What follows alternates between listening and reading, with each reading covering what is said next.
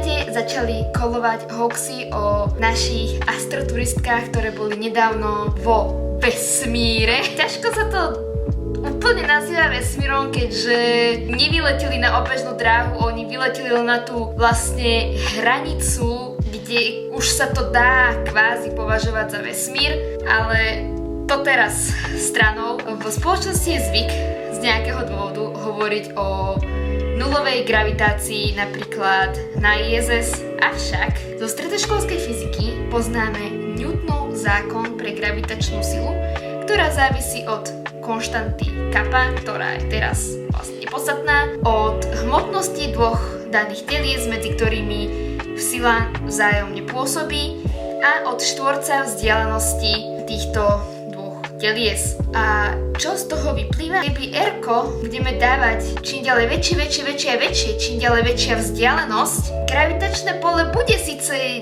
úplne že minimálne, malé, ale nikdy nebude nulové. Hovorí nám to vlastne, že gravitácia nikdy nie je nulová, ale je vlastne zanedbateľná, ale nikdy nie je nulová. Nemôžeme hovoriť o nulovej gravitácii. To, čo vidíme na ISS, nie je nulové gravitačné zrýchlenie, ale je to nulové vzájomné zrýchlenie. Totižto ISS padá rovnakým gravitačným zrýchlením ako ľudia v nej. Samozrejme, toto gravitačné zrýchlenie je menšie ako na Zemi, ale nie je nulové. A keďže vravíme o nulovom vzájomnom zrýchlení, ďalšie Newtonové zákony nám hovoria, že kde je nulové zrýchlenie, tam vlastne nie je žiadna sila. A kde nie je žiadna sila, tak tam sa teleso pohybuje buď rovnomerne priamočiaro, alebo stojí. Preto môžeme vidieť astronautov, ako bázy plávajú na ISS, ale v skutočnosti gravitácia nie je nulová.